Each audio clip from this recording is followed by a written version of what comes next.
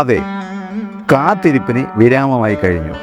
മൂത്ത വാത്തി കൗളാചാര വിധി പ്രകാരം അമ്മയെ ശിരസിലേറ്റിക്കഴിഞ്ഞു. തിരുമുടി ശിരസിലേറ്റിയ വാത്തിയെ ഞങ്ങൾ ശക്തിസ്വരൂപിണിയായ അമ്മയായിട്ട് തന്നെയാണ് കാണുന്നത്. ആൾക്കൂട്ടത്തിനും അപ്പുറത്തു നിന്നും അമ്മയുടെ തലയിൽ എഴുന്നള്ളിപ്പ് ആരംഭിക്കുകയായി. വെൺകൊറ്റക്കുടയും പീഠവും വെഞ്ചാമരവും തിരുവാഭരണ പെട്ടിയും തീവട്ടി വെളിച്ചത്തിൽ കളത്തിലേക്ക് അമ്മയെ ആനയിക്കുന്നു. രാവിലെ കാപ്പ് കെട്ടിയ ബ്രഹ്മസ്ഥാനത്തിൻ്റെ വടക്ക് കിഴക്കേ ഭാഗത്തു കൂടിയാണ് അമ്മ ഈ കളങ്കാവൽ കളത്തിലേക്ക് പ്രവേശിക്കുന്നത്.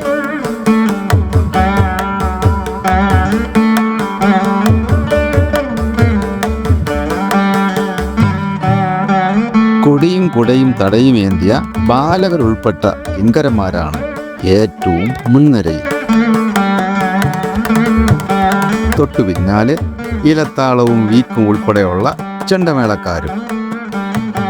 അതിനും പിന്നിൽ വാത്തിമാരുടെയും സായുധ പോലീസ് സേനാംഗങ്ങളുടെയും മറ്റു ഉദ്യോഗസ്ഥ സ്ഥാനി ഉത്സവ കമ്മിറ്റിക്കാരുടെയും അകമ്പടിയോടെ അമ്മ എഴുന്നള്ളുന്നു.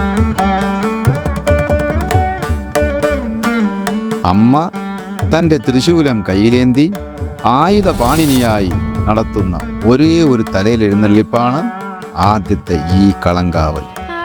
അത് തന്നെയാണ് ഈ കളങ്കാവലിൻ്റെ പ്രത്യേകതയും. ഇങ്ങനെ ശൂലവുമായി കളങ്കാവൽ നടത്തുന്നതിന് ഒരു പ്രത്യേക കാരണമുണ്ട്. അതേപ്പറ്റി ഇനിയുള്ള ദിവസങ്ങളിൽ പറയാം.